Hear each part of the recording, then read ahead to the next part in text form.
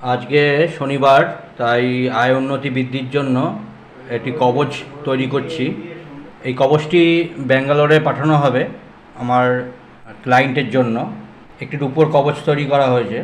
তাই এই কবচে আয় উন্নতি বৃদ্ধির জন্য, নতুন কর্মসংস্থান হয় এবং ব্যবসা বাণিজ্যের বৃদ্ধির জন্য এই কবচটি দেওয়া হবে। তা আপনারা দেখতে থাকুন। একাই ভিডিও বানাচ্ছি। কবচ তৈরি করতে গেলে এবং ভিডিও একসঙ্গে তো হয় না, তো যতটুকু দেখানোর চেষ্টা সেইটুকু আপনাদের কাছে তুলে ধরছি। আপনারা দেখুন। এখানে যে জিনিসটি দেখতে পাচ্ছেন, এটা হচ্ছে মন ছটপটি।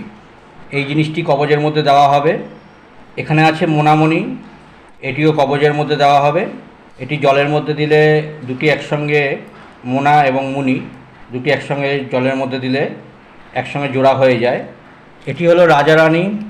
এটিও বশীকরণ এবং আর্থিক উন্নতি, আয় উন্নতি বৃদ্ধি, নতুন চাকরি, ব্যবসা বাণিজ্যের ক্ষেত্রে, বশীকরণের ক্ষেত্রে এটি ব্যবহার করা হয়। মোনামুনিও ব্যবহার করা হয় বশীকরণের ক্ষেত্রে, আয় উন্নতি বৃদ্ধির ক্ষেত্রে এটিও কবজে দেওয়া হয়।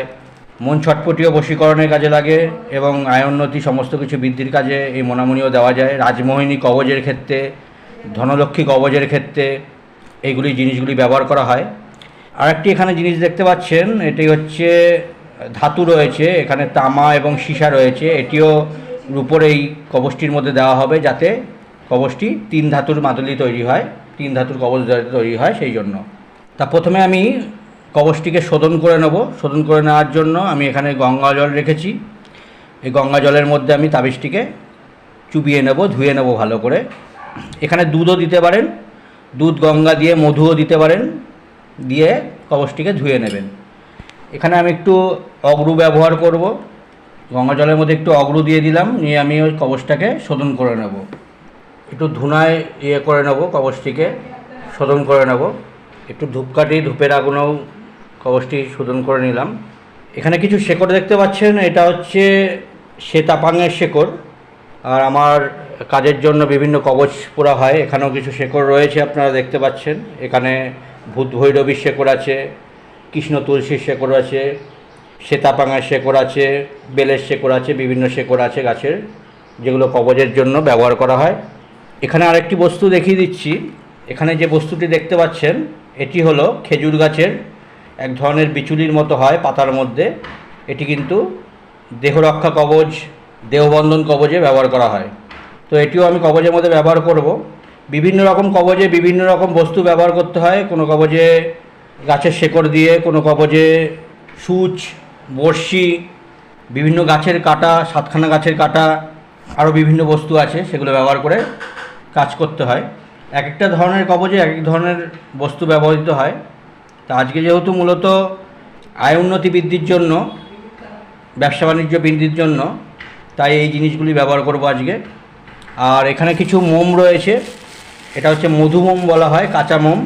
কারণ জানেন অনেকেই যে মোম ধরিয়ে সেটি ফোঁটা ফোঁটা করে দিয়ে ওরমভাবে কবজে আটকানো যায় না, কারণ ওটিতে কবজ নষ্ট হয়ে যায়।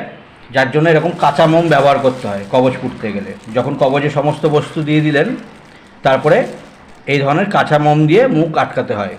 আর এখানে ভোজপত্রে যন্তম আঁকা রয়েছে। এই যন্তমটি কেশর, জাফরান, কালি দ্বারা যন্তম লিখতে হয়, নকশা আঁকতে হয়। সেই নকশাটাও এই কবজে ব্যবহার করা হবে। আমি কবজে দেওয়ার জন্য কয়েকটি গাছের শেকড়কে লাল সুতো দিয়ে বেঁধে রেখেছি, যাতে সুবিধার ক্ষেত্রে কবজে যাতে পোড়া যায় সেই মাপে, কবজের মাপে তৈরি করে রেখে দিয়েছি। এই কবজেও এই শেকড় ব্যবহার করা হবে। এখানে কৃষ্ণ তুলসীর শেকড় রয়েছে, শ্বেতাপাঙের শেকড় রয়েছে, এবং শ্বেত লজ্জাপতির শেকড় রয়েছে, এবং শ্বেত আকন্দের শেকড় রয়েছে। তো এটিও আমি কবজে ঢোকাবো। তো কবজে পোড়ার ডিটেলস বিষয়গুলি আর দিলাম না, কারণ একাই যেহেতু ভিডিওটা করছি, এক হাতে মোবাইল ধরে আর এক হাতে কাজ করা সম্ভব নয়। এবং কবজগুলি, এই সমস্ত জিনিস, এই শেকড় এবং মোনামণি, মন ছটপটি, রাজারানী, এইগুলি ঢোকানো হয়ে যাওয়ার পরে একটুখানি কর্পূর দিয়ে নেব, মধু দিয়ে নেব, তারপর মোম দিয়ে কবচটিকে আটকে দেব, মুখ আটকে। তার আগে কবচকে জাগ্রত করতে হয় বিশেষ মন্ত্রে। বিভিন্ন কবচ জাগানো মন্ত্র রয়েছে, সেসব কবচ জাগানো মন্ত্র দিয়ে কবচকে জাগ্রত করে নিতে হয়, জাগিয়ে নিতে হয়। তো যাই হোক, আজকের ভিডিওটি এইটুকুই। অন্য একটি আলোচনায় আপনাদের সঙ্গে আবারও দেখা হবে। ভালো থাকবেন, চ্যানেলটিকে দেখতে থাকুন, সাবস্ক্রাইব করুন, লাইক করুন এবং অপরেও যাতে উপকৃত হয় এর জন্য শেয়ার করুন।